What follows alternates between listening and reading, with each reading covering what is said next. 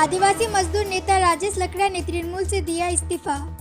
INTTUC के प्रदेश महासचिव राजेश लकड़ा ने तृणमूल कांग्रेस से इस्तीफा दे दिया है।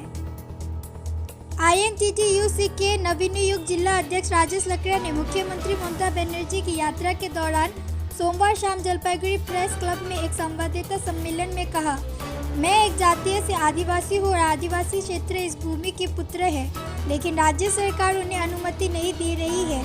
उत्तर बंगाल में आदिवासियों के रहने के लिए शरणार्थी पट्टा प्रदान किया गया, वह वैवाहिक रूप से आदिवासियों का अपमान है। जब मैं मुख्यमंत्री से बात करने के बाद तृणमूल कांग्रेस में शामिल हुआ तो संविधान की 5वीं अनुच्छेद के अनुसार दार्जिलिंग और जलपाईगुड़ी जिले को आदिवासी बहुल की घोषित करने पर शामिल नहीं बैठी थी। इसीलिए आज मैं संगठन के प्रदेश कमेटी के महासचिव के पद से इस्तीफा दे रहा हूँ। आज से मैं आदिवासियों के लिए तृणमूल पार्टी से भी रिश्ते खत्म कर रहा हूँ। आपको हम एक चीज क्लियर कर देना चाहता हूँ कि मैं कोई पद के लिए कोई डिसीजन नहीं ले रहा, क्योंकि मैं स्टेट कमेटी का मुझको आज ही जनरल सेक्रेटरी का पद मुझे दिया गया है। आईएनटीटीयूसी का राज्य कमेटी का जनरल सेक्रेटरी का पद मुझे दिया गया है। वो बहुत बड़ा पद है, राज्य कमेटी का आज के दिन में बहुत बड़ा पद है, मगर पद से मेरा कोई माया में प्रेम नहीं।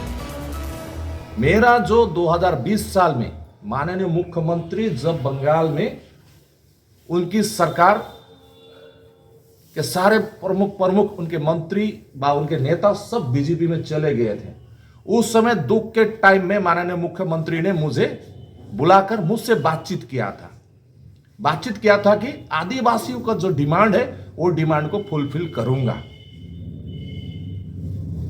आज भी मैं उस जगह पे बरकरार हूं। आज जब माननीय मुख्यमंत्री आई तो कम से कम मुझे उम्मीद थी कि कोई आदिवासी के लिए बड़ी डिमांड वो कर सकती थी, जिसमें से बहुत सारे डिमांड को उसने सॉल्यूशन कर दिया, अब मैं उसको धन्यवाद देता हूं। लेकिन एक बात मेरा साथ में हुआ था, जो 5वीं अनुसूची के तहत हम लोग जो 2007 से डुअर्स तरा में हम लोग आदिवासी आंदोलन करके हम लोगों ने 5वीं अनुसूची के लिए शेड्यूल डिस्ट्रिक्ट का हम लोग जो डिमांड किया था, वो शेड्यूल डिस्ट्रिक्ट का डिमांड मैंने 2020 में जब हमने टीएमसी ज्वाइन किया था तो टर्म्स एंड कंडीशन में ज्वाइन किया था। कौन सा?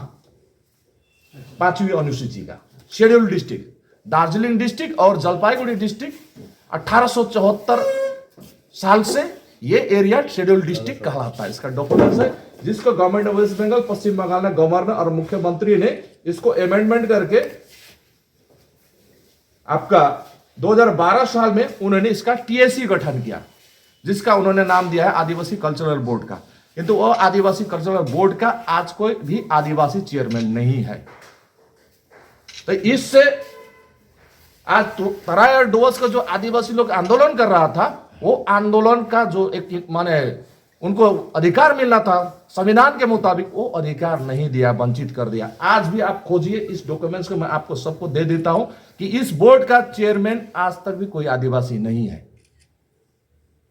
तो ये एक प्रकार से वंचना है। तो मेरा कहने का अर्थ है कि जब हमारे मुख्यमंत्री हमारे समाज के लिए आदिवासी के लिए काम ही नहीं करेगा, आदिवासी की जो संवैधानिक जो अंग्रेज सरकार ने अंग्रेज का समय में अंग्रेज का शासन काल में जब आदिवासियों को 5वीं अनुसूची के तहत जलपाईगुड़ी और सिलीगुड़ी को शेड्यूल डिस्ट्रिक्ट बोल के जब घोषणा कर दिया था, तो वो चीज को क्यों असंवैधानिक रूप से वो रोक के रखी है।